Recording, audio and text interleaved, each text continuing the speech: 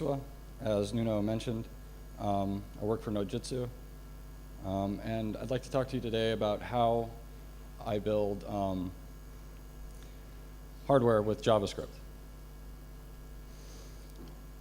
So this whole process started about 8 months ago when I wanted to replace a broken MIDI drum pad with the materials that I had on hand.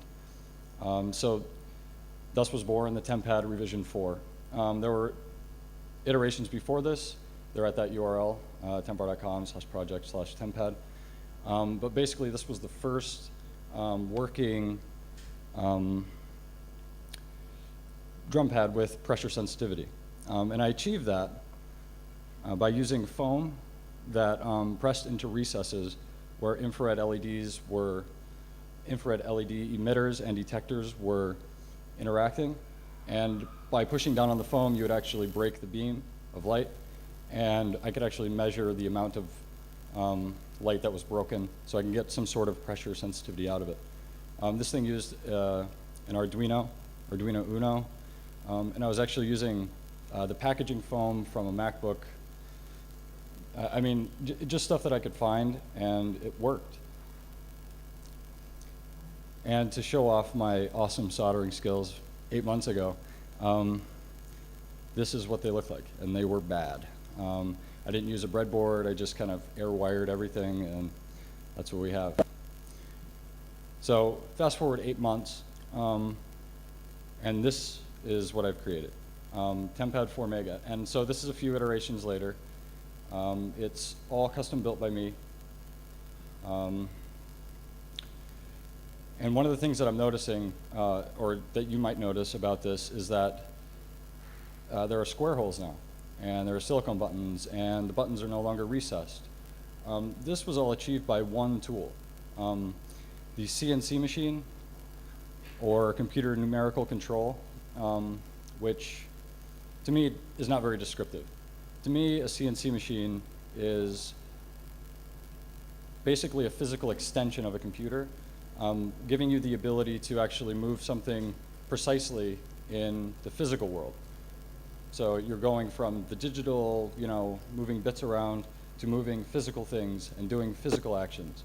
A good example is a MakerBot or RapRap, like a 3D printer that has 3 axes of motion, and it's basically moving around an extrusion head for plastic and putting down layers and actually printing something out, which is really cool.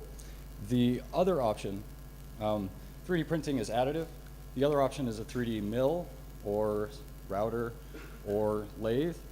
And these things are actually subtractive. So instead of pushing material onto your work, you're actually removing bits of a big block of something to actually achieve a similar goal.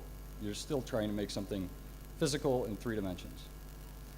So I found this community, cnczone.com, where these people, these crazy people, are building CNC machines all by themselves out of just random things that they find. And so I decided to try it. And this is about 8 months ago.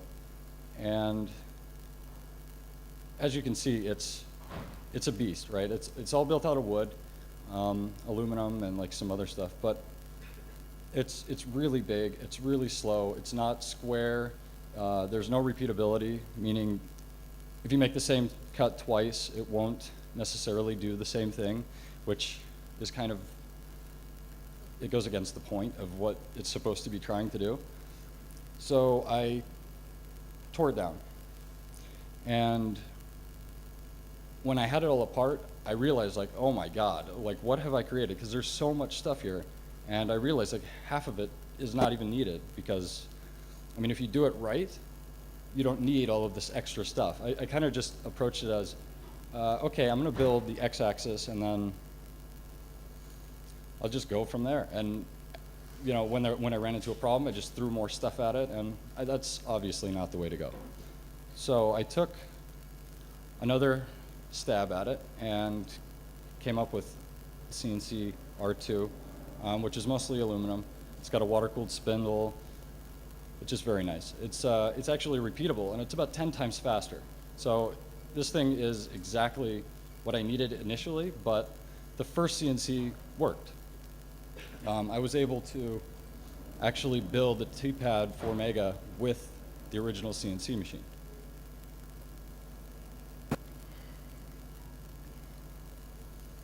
So, enough about that, like what I've done with hardware and like the introduction of what a CNC machine is. I would like to show you. Now, a disclaimer. I come from the US, and so some of this stuff has broken in transit, and it's very unfortunate, but it is the reality of the situation.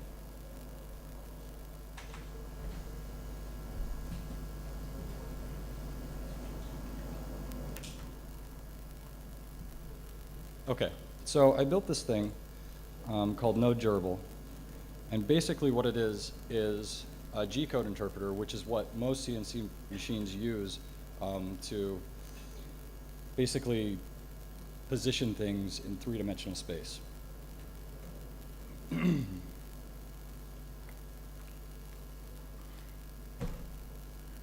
So this is written in Node. Sorry.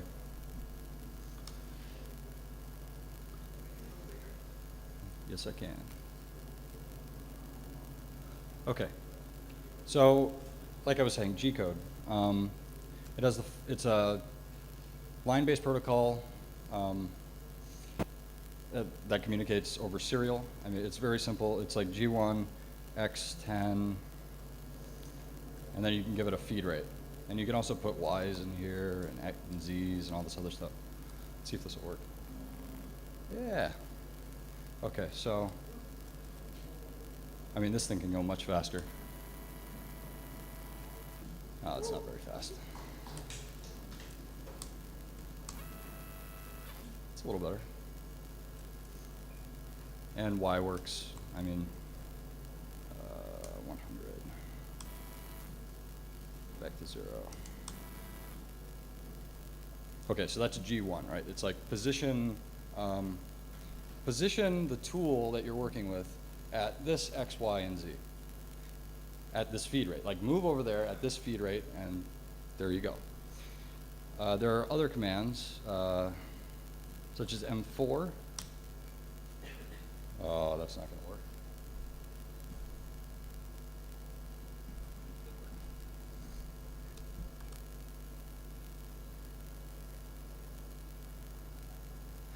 Okay, so that's not going to work. That's one of the pieces that is broken, I guess.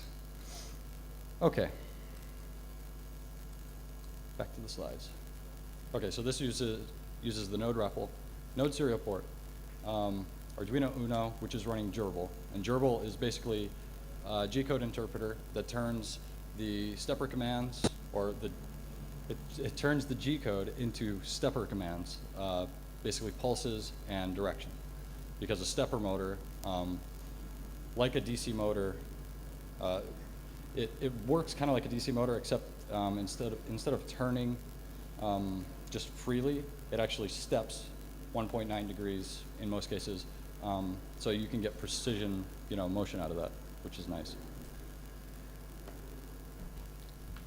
Okay. So here is basically the reason why I built, this is the third rig like this that I've built. Usually they only have one axis. It's supposed to have 3, but it only has 2 right now. And the idea behind this was to kind of go from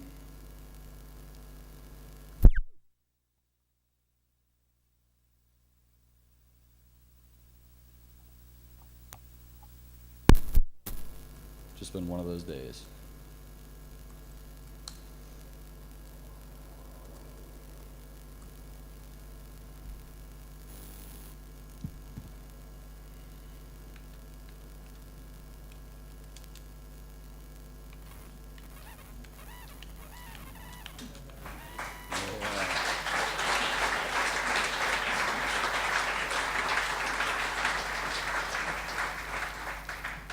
So the code for this is, it's not that complicated.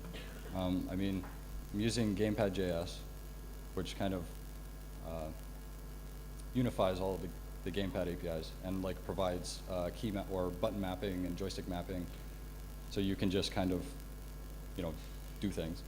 And then I send changes from the joysticks and particular button for the Z, which is not working, over socket.io, which hits Node, and then hook.io, which is basically just a net of nodes, communicates with the node REPL, or node durable, which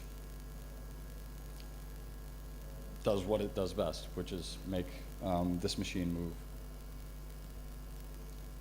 So enough about the software, because you can find that online. It's on my GitHub tempvar fingerpen, and it's really not that complicated. But I think it's important that we kind of go over how you build the hardware. I mean, I know this is a JavaScript conference, but I mean, if you want to get into this kind of thing, you need to have some understanding of like how do you go from point A to point B. You need to know what kind of questions to ask, what questions, or what could potentially go wrong, that kind of thing. So this is a picture of the fingerpen completely disassembled in my hotel before I put it together. These are the X and Y stepper motor mounts, which mount the stepper motor onto the maker slide. And maker slide is just an aluminum extrusion with angles on the sides so that you can have wheels that press against them and provide linear motion, so you know that it's going, precisely in one direction, not all over the place. On the other side of the maker slide, there are tensioner plates which tension a belt, and inside of the holes that have nothing in them go what's called an idler pulley, which basically just holds pressure on the belt so that it doesn't slip off the timing belt pulley. Pretty simple. So these plates and these plates were both milled on CNC revision 2, and it took, I don't know, 20 minutes to get them completely cut out, which is much, much better than before. And also the code that I used to generate the G code to actually perform the operations on the aluminum to get these things out is up there on the gist. And I'll share these slides later so you can get to these if you're curious. So here we have a maker slide car with some, I think it's XL belting, timing belt. And it's kind of attached to the car on one side, so when it rotates, it will actually pull the car in either direction. Here's the Y card, and it's actually got an extra kind of tensioning pulley thing, ball bearings, so that it can, there's a fan on there and a solenoid, the Z-axis, so it kind of wants to, if you don't have that there, it will like rip all that stuff off. And this is how the bottom of the cars are actually attached to the maker slide. So there's these eccentric nuts that allow you to loosely or finely adjust the tension against the rail, which makes it so it's not sloppy as it goes down the rail, because you want it to be rigid and, you want it to go in one direction, not many. Here are the stepper motors. I'm using NEMA 23 160-ounce-inch stepper motors, and they're running at 1.4 amps. They're probably way overpowered for this application, but I think that's okay because they work. And there's like some sort of conspiracy against having big pulleys and a 1/4-inch shaft. Like they all, I don't know. If you ever look for that, you'll see what I mean. Here's the pulleys for the timing belt that you saw earlier on the X and Y cars. And here it is mounted up. So you can see the stepper motor is mounted to the mount is mounted to the maker slide, the car is on the maker slide, and then it goes around the tensioner on the other end, keeps it tight against the pulley. Here's the Y. So this is basically the same thing, except for it's smaller, because I kind of wanted it to be balanced, so it didn't tip over and like crush things, or I don't know. Oh, and okay, so on the x-axis, we need to find a way to mount the y-axis. And so how I approached this was I punched holes in these aluminum blocks and then threaded them. So I was able to just screw screws in after punching holes in the maker, or yeah, the maker slide above. And so now we have like this whole contraption that like when X moves, Y is coming with it. And here is the Z-axis. Well, Z-axis. It's not really an axis, it's a solenoid, and so it has an on and off state. This is the part that's not working. It's just constantly on. It's probably going to catch fire here in a minute. But basically, when you engage it, it drops this aluminum tubing down, and inside of there's a spring where you stick a Sharpie, and then a washer that tensions the Sharpie against the spring. So that way, if you're cutting, like if this thing isn't perfectly square, or if it's cutting over a bumpy surface, or drawing over a bumpy surface, it will always, have pressure on it, and it will always draw. And this is how it's mounted to the Y.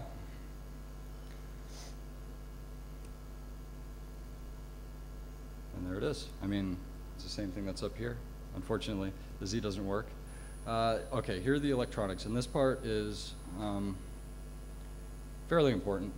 I'm using some lead shine stepper drivers from the first CNC, and basically they're way overpowered and they're way too expensive for like this application, but it's what I had, and so that's what I used.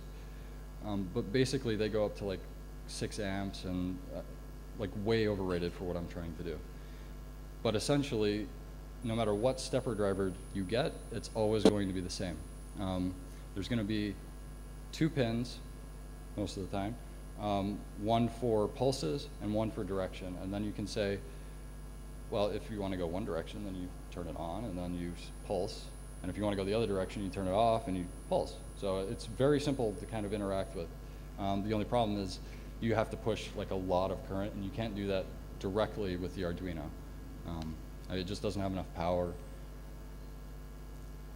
So I'm also running an Arduino there, Arduino Uno, and it jumps over to a breakout board or to a breadboard with a MOSFET on it, which I think is blown, which would explain why the fan is on all the time.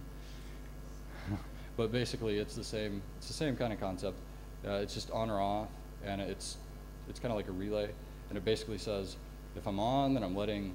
If the gate is on, then I'm going to allow like lots of electricity to go through. And if I'm off, nothing's coming through. Kind of like the gatekeeper. Also, this big aluminum box, big shiny thing, is a power supply, and it is also way overrated for what we're doing here. But it was on hand. Like most of the stuff from the CNC revision 1, I've just reused. In this case, minus the steppers, those are new. And a fun story, just like the beginning, or at the beginning of this whole trip, I don't know, things just started going wrong as soon as I got in. So the first day I was here, I put together the mechanical pieces of this thing, and that went fine. But then I immediately passed out. I was jet lagged and whatever. So I woke up at 4 in the morning, and I'm like freaking out. I have to turn this thing on. I have to get it going. Otherwise, all hell is going to break loose, and I'm not going to have any, I won't be able to, fix it. I won't have any recourse, and it will just be bad. And so in the US, or the power supply has a switch on it, 110, 220. And in my haste, I basically just plugged, it was still on 110, and I plugged it into 220, and it just fried. So I was like, oh no. what am I going to do? Because where am I going to get another power supply like this that can push out, 6 amps on 3 different channels and like all this other stuff? Like, I have no idea. So don't try this at home, but I opened it up and I noticed that there was a fuse blown. So my fix to this was making sure that the switch was on 220 and just hopping the fuse. So I don't see any smoke, but it could happen at any time. Just add a bit of danger to this whole thing. Okay, so this is all fun. I enjoy this a lot, and it feels kind of like this is a natural extension of your computer, right? It's like it's really it's kind of what it's meant to do, in my opinion, right? You're doing something real in the real world. You're performing operations. I don't know, but there is a learning curve, right? And hopefully this sort of addresses that. But I think one of the ways that you can get around the learning curve and the stress and the pain is you can just say everything is temporary. Everything is sort of a prototype. That way when you fail, you just chalk it up to learning. And then you can just continue, and nothing really bogs you down. It doesn't really matter. You can kind of laugh things off because, oh, that just went up in smoke. Okay, that's fine. I won't do that again. And like I said, it's fun. It's really fun, and it's rewarding to go through, all of these different things, tackle all of these different problems, and then in the end, something, works. That's real. I don't know if it can be beat, to be honest. So if I can give any advice to anyone or to everyone out there, just do it. Get an Arduino, get a Raspberry Pi or BeagleBone or whatever you have to do. And it doesn't matter to me, flash an LED. I think it will change your perspective of computing. That's all. Thanks.